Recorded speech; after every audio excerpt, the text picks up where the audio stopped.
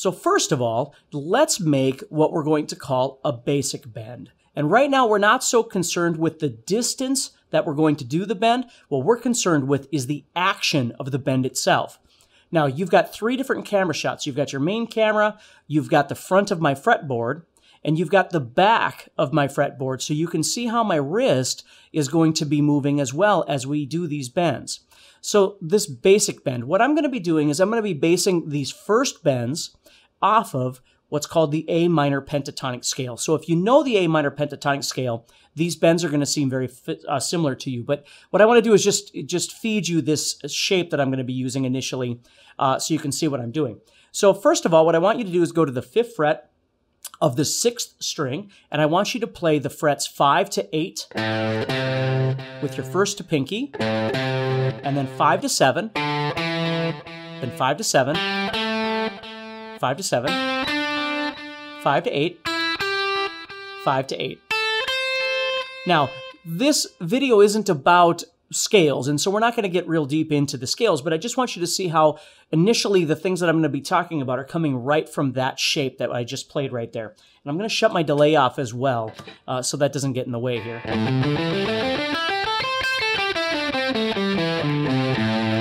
Okay, so I'm going to be using that position to start off with. The basic bend that we're going to be playing is located on the 7th fret of the 3rd string. So what I want you to do is if you were playing this scale, you'd be on the 3rd finger, and so we're going to do this bend, this basic bend, this initial bend, with the 3rd finger on the 7th fret of the 3rd string. Now what I'm going to do is I'm going to take these other 2 fingers, and I'm also going to add those onto the 3rd string on the 6th and 5th frets. Now these notes are not going to be heard, but what they are there for is stability. So when I start learning how to do this bend, I have 3 fingers on that string at the same time, which helps to add stability and strength to the bend that I'm going to be playing. So let's go ahead and take a look at the action of the bend. So first of all, what I want you to notice is how right now I'm literally grabbing onto the guitar. Okay, I'm really grabbing it. My thumb's over the top, I'm grabbing on underneath, and these 3 fingers are located on that 3rd string. Okay, so now what I want you to see is this. I'm going to take the hand off. This would be the position that I'd be in to play that bend. And what I want you to notice is how it looks awfully similar to opening a door with a doorknob. I'm turning that doorknob. Okay? So the action of the bend is really done with the wrist and the forearm, and certainly the bicep, by turning the wrist like this. Okay? The action of the bend isn't really done with the strength of the fingers, because it doesn't really matter how big or how strong you are. Your fingers really aren't that strong. Okay? You have a lot more power located in your arm, needless to say, than you would in your fingers. So as we grab onto this guitar, we want the action of the bend to really take place with the turning of that wrist, with the forearm and the bicep doing the work, like that. So what I'm going to do is grab onto the guitar again. What I'm going to do here is I'm going to raise my 3 fingers off of that guitar string. They're just going to hover over that guitar string. Okay? Now what I want you to see is the action that I'm going to take of the bend itself. Now notice how I rock the hand back and forth like I'm opening a doorknob. Now you can see from the front camera view and from the back camera view how this action is taking place. So as I grasp onto this guitar string to do this bend, I need to make sure that I've got space right here underneath my ring finger, so I've got room to turn to raise that string. If I'm grabbing on like this and there's no room underneath here, I'm grabbing on so I'm flush against the bottom of the guitar right here, I got no room to move. What I want to do is I want to come at an angle like this. So again, my thumb's over the top, and my 3 fingers are on there, but you're going to notice there's space right here. So again, I'm going to lift those fingers up so there's space to turn. Now, I would never need to turn the wrist this much. I would never need to bend the string that much. Okay, it's an over-exaggeration, but it's showing you the action. My thumb is on the top because it's helping to brace the neck down. If my thumb wasn't on the top, if I had put my thumb back like this and I tried to do bends, I'm just pushing the the neck of the guitar up in the air like this, okay? My thumb is over the top to help press the neck downward as I turn upward. Again, that opposing thumb theory, right? Opening the doorknob. So as I'm grabbing on here, I'm turning that wrist. And what I want you to focus on right now is that camera shot of the back of my wrist. Now notice how I'm turning up. Okay, and then you'll see as I turn up, my wrist kind of falls. Okay, and part of the reason for that is because my hand is fairly small. I have fairly small hands. And so I don't have complete room to do this. Okay, so what I have to do is as I'm turning up, you'll see my wrist kind of falls down a little bit like this. Okay, so I have room to reach. So, and the reason I'm explaining this in detail, I've had so many students that have tried to do bends, and the problem is that when they really don't understand how to execute the bend, they have a tendency of not wanting to do them. They feel insecure with them. You know, they don't turn out the way that they want, and so they don't really use them. Bending is an absolute necessity. And right now, our focus is on how to create the bend, not the distance. We'll get to that.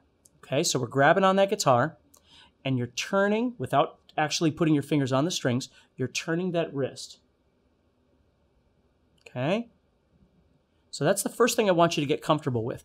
The next thing we're going to do is we're going to place those strings or those fingers back on that third string. And here we go. We're going to actually bend that sucker up in the air, all right? So as you grab on, what you need to do is you need to make sure that all three of these fingers are nice and stable against that string. And you're going to turn and push that string up into the air. Okay? So I'm not doing this, right? Because my fingers are sitting like this. I'm not doing this. But I'm not letting them fall either. I'm holding them exactly where they're at, and as I turn, I'm simply pressing with the tips of my fingers up into the air. I'm pushing it towards the upper strings up here. Now, I am going to hit those upper strings, and we'll talk about that in a little bit as well, how to keep those quiet and all that sort of thing. So as I'm turning my wrist, I'm pushing that third string up in the air. All three fingers are locked onto this string. They're locked into place so they can turn. And I'm simply pressing that up in the air. Now, as I press up in the air, I'm going to start intruding these other strings. Certainly the fourth string is going to start getting in my way. Depending on how high you're bending, you might actually start touching the fifth string as well. So one of the things that you have to start getting comfortable with as you're trying to twist that wrist up in the air is what to do with those other strings. Now, I keep my fingernails very, very, very, very, very small. Okay, I clip my fingernails all the time. I don't like to have fingernails. And so some people, when they play, they like to catch those strings on the tops of their fingernails. So as they're playing, they're actually kind of digging underneath, and the string is getting caught on their fingernails, and it kind of goes on top of their fingernails. I can't do that because I don't even have fingernails to do that with. So what I do is as I'm pressing it up in the air, I simply start pressing all the other strings towards the ceiling as well. So everything starts getting pressed. So if you can get a nice shot of this moving up, as I push up, you'll see I start pushing up all of these strings, and you can kind of see that in there. So I push up. So again, I'm grabbing on, and I'm turning that wrist, and I'm pushing those strings up in the air. Now I'm going to show you what my fingertips look like here.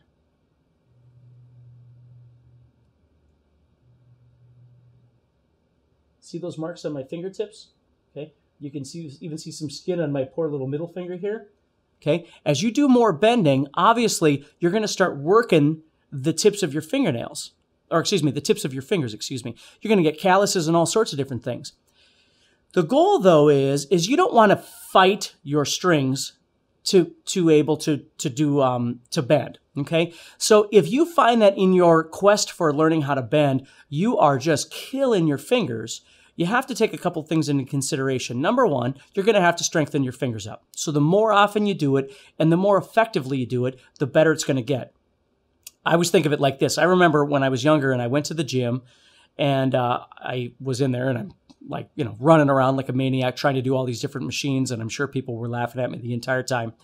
And I was doing this machine where, you know, I was kind of twisting back and forth, and this guy next to me is going, "Man, you're going to hurt your back doing it that way." And I'm like, "What are you kidding? I'm in my 20s. This would have been in my 20s. I'm in my 20s. You can't tell me what to do. I know exactly what I'm doing." So I go home, and like for the next 3 days, I couldn't couldn't walk because my back hurt so bad. So I started working with a trainer to effectively learn how to do these exercises the correct way. It doesn't matter what it is, whether it's going to the gym, whether it's playing guitar, it doesn't matter what it is. You have to make sure that you're doing things effectively to get the most out of whatever it is that you're trying to do. So in this case, you want to make sure that you're not over exerting your fingers as you're playing. They should get stuck on the tops, but you're not using the strength of your fingers to do all the work. Just the tips of your fingers are going to get really sore. If the physical fingers are getting sore, you got to take a break and maybe reassess what you're doing a little bit here. But